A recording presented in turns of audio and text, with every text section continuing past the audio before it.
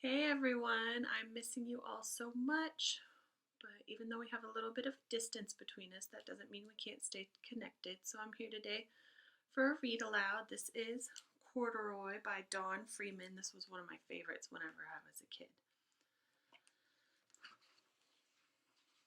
Let's see. All right. Corduroy is a bear who once lived in the toy department of a big store. Day after day, he waited with all the other animals and dolls for somebody to come along and take him home.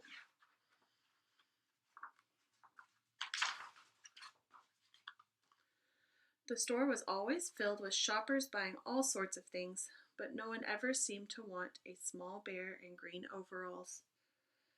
Then, one morning, a little girl stopped and looked straight into Corduroy's bright eyes. "Oh, Mommy," she said, "look, there's the very bear I've always wanted." "Not today, dear," her mother sighed. "I've spent too much money already. Besides, he doesn't look new. He's lost the button on one of his shoulder straps." Corduroy watched them sadly as they walked away. "I didn't know I'd lost a button," he said to himself. "Tonight, I'll go and see if I can find it." Late that evening, when all the shoppers had gone and the doors were shut and locked, Corduroy climbed carefully down from his shelf and began searching everywhere on the floor for his lost button. Suddenly, he felt the floor moving under him. Quite by accident, he had stepped onto an escalator, and up he went. Could this be a mountain, he wondered? I think I've always wanted to climb a mountain. He stepped off the escalator as it reached the next floor, and there, before his eyes, was a most amazing sight. Tables and chairs and lamps and sofas and rows of beds. "This must be a palace," Corduroy gasped. "I guess I've always wanted to live in a palace." He wandered around admiring the furniture. "This must be a bed," he said. "I've always wanted to sleep in a bed." And he crawled onto the large, thick mattress. All at once he saw something small and round. "Why, here's my button," he cried, and he tried to pick it up, but, like all the other buttons on the mattress, it was tied down tight. He yanked and pulled with both paws until pop! Off came the button, and off the mattress Corduroy toppled. Bang! Into a tall floor lamp. Over it fell with a crash. Corduroy didn't know it, but there was someone else awake in the store. The night watchman was doing his rounds on the floor above. When he heard the crash, he came dashing down the escalator. "Now, who in the world did that?" he exclaimed. "Somebody must be hiding around here."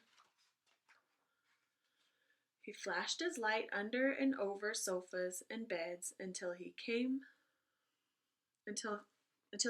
to the biggest bed of all, and there he saw two fuzzy brown ears sticking up from under the cover. "Hello," he said. "How did you get upstairs?"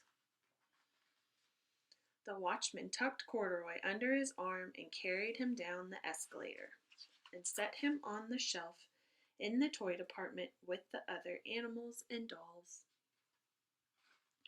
Corduroy was just waking up when the first customers came in to the store in the morning, and there, looking at him with a wide, warm smile, was the same little girl he'd seen only the day before. "I'm Lisa," she said, "and you're going to be my very own bear. Last night I counted what I've saved in my piggy bank, and my mother said I could bring you home." Shall I put him in a box for you?" the saleslady asked. "Oh, no, thank you," Lisa answered, and she carried Corduroy home in her arms. She ran all the way up 4 flights of stairs into her family's apartment and straight to her own room. Corduroy blinked. There was a chair and a chest of drawers, and alongside a girl-sized bed stood a little bed just the right size for him.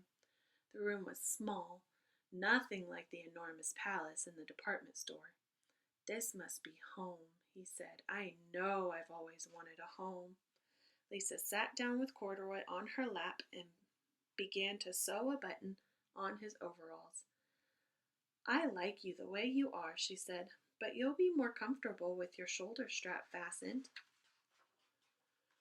"You must be a friend," said Corduroy. "I've always wanted a friend." "Me too," said Lisa, and gave him a big hug. All right, guys, I will send Miss Scott another video next week and read you a new book. Bye.